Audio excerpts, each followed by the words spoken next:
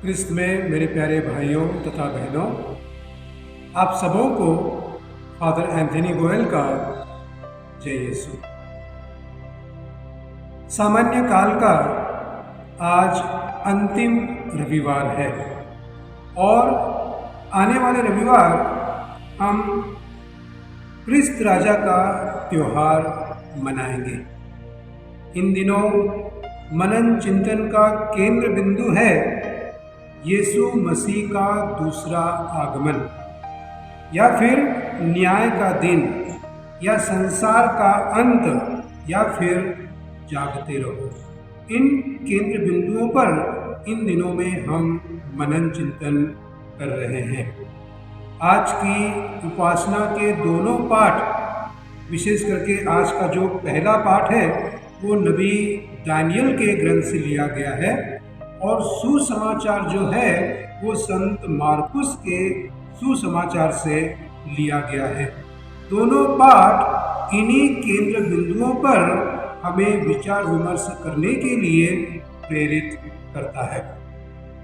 क्रिस्त में मेरे प्यारे भाइयों और बहनों, आज वर्ष का 33वां रविवार है, और ये जो 33वां रविवार है हमें बुलाकर ये कहता है कि हमारा मानवीय जीवन ये एक यात्रा के जैसा है, यह पानी के बुलबुले के जैसा है। जीवन और मृत्यु दोनों एक ही सिक्के के दो पहलू हैं।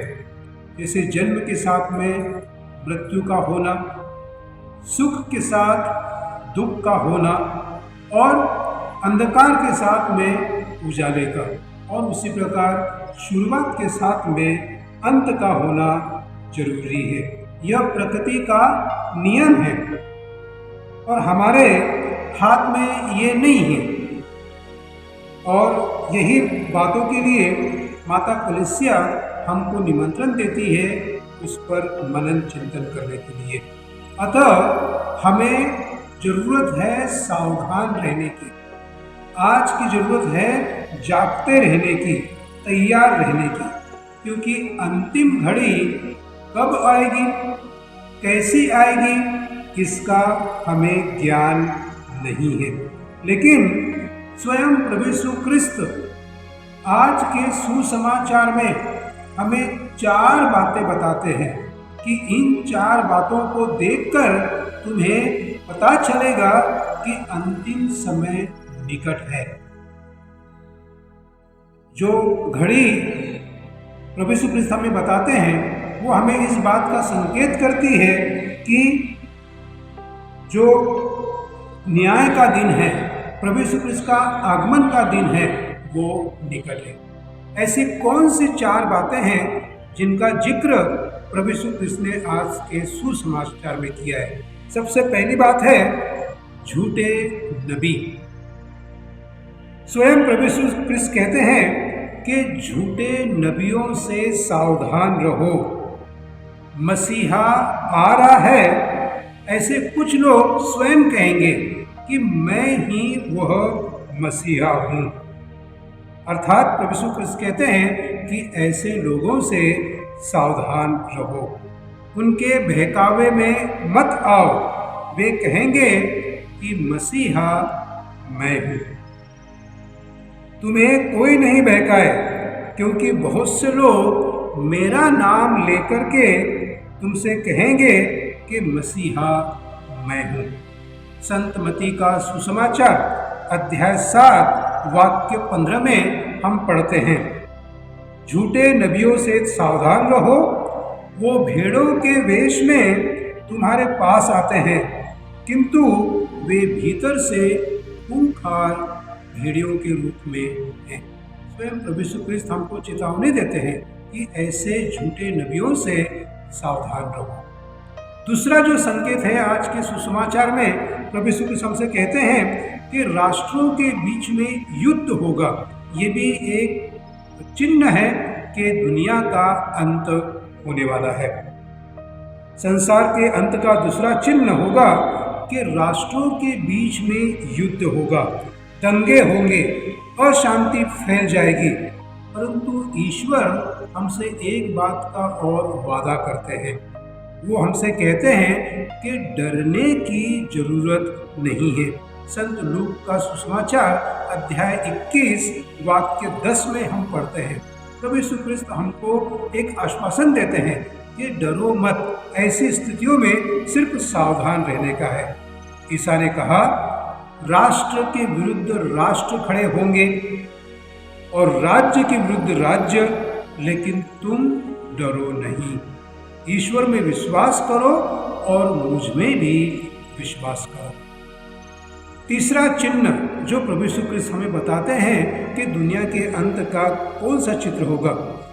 तीसरा चिन्ह यह है कि प्राकृतिक आपदा यानी कि नेचुरल डिजास्टर्स, ज्वालामुखी होंगे, भूकंप आएगा, अकाल होगा, महामारियां फैलेगी और इन तमाम प्राकृतिक आपदा में प्रभु यीशु ख्रिस्त फिर से हमसे कहते हैं कि विश्वासियों डरो मत, मैं तुम्हारे साथ में हूँ। सिर्फ हमको तैयार रहने का है, सिर्फ हमको सावधान रहने का है और हमारी आत्मा की तैयारी के साथ हमें रहने का है। अगर हम अपनी आत्मा से शुद्ध हैं, अपने मन से शुद्ध हैं, तो फिर हमें डरने की जरूरत नहीं, क्योंकि ईश्वर हमारे साथ में है। और जो चौथा चिन्ह है दुनिया के अंतिम समय का, वो प्रभु यीशु ख्रिस्त ने आज हमको बताया सुसमाचार में कि क्रिस्तियों पर अत्याचार होना। प्रभु यीशु ख्रिस्त कहते हैं कि लोग तुमसे नफरत करेंगे क्योंकि तुम क्रिस्ती हो। मेरे कारण तुम पर अत्याचार होंगे। तुम्हारे पहले लोगों ने मुझ पर भी अत्याचार किए और ऐसी घड़ी में तुमको सावधान रहने का है, ऐसी घड़ी में तुम्हें जागते रहने का है, ऐसी घड़ी में तुम्हें तैयार रहने का है। मेरे प्यारे भाइयों और बहनों, इन तमाम चीज़ों के बीच में वर्ष का 33वां रविवार हमसे सिर्फ ये कह रहा है कि हे भाइयों और बहनों, जागते रहो, तैयार रहो, सावधान रहो, क्योंकि अंतिम घड़ी, अंतिम समय हम नहीं जानते कि वो कब आएगा और कैसा आएगा। लेकिन अगर हम तैयारी में हैं, प्रभु से मिलने के लिए तैयार हैं, तो वो समय हमारे लिए अच्छा होगा। अंत में हमको 3 बातें याद रखना चाहिए। सबसे पहला कि दुनिया का अंत ये सुनिश्चित है, लेकिन दुनिया का अंत कब होगा, कैसे होगा, ये कोई नहीं जानता है, न स्वर्ग के दूत और ना ही यीशु। सिर्फ पिता परमेश्वर जानता है कि दुनिया का अंत कब और कैसा होगा। दूसरी बात हमको जानना चाहिए कि हमें समय इसमें नहीं बिताना है कि देखो दुनिया का अंत अब है या दुनिया का अंत तब है। हमारी जवाबदारी है, हमको अगर ध्यान रखने का है तो वो है हमें तैयार रहने का है।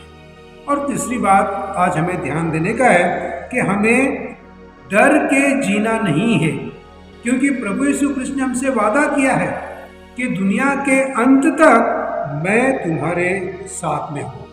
मुझ में विश्वास करो और पिता ईश्वर में भी विश्वास करो। मेरे प्यारे भाइयों और बहनों, आज वर्ष के अंतिम रविवार पर हम प्रभु से प्रार्थना करें कि हे प्रभु यीशु कृष्ण, आप हमारे साथ में रहिए ताकि हम अपने जीवन की तैयारी कर सकें, ताकि हम सावधान रहें, ताकि हम जागते रहें, और अगर हम इस स्थिति में हैं तो प्रभु से हमारा मिलाप खुशी का होगा, अच्छा होगा।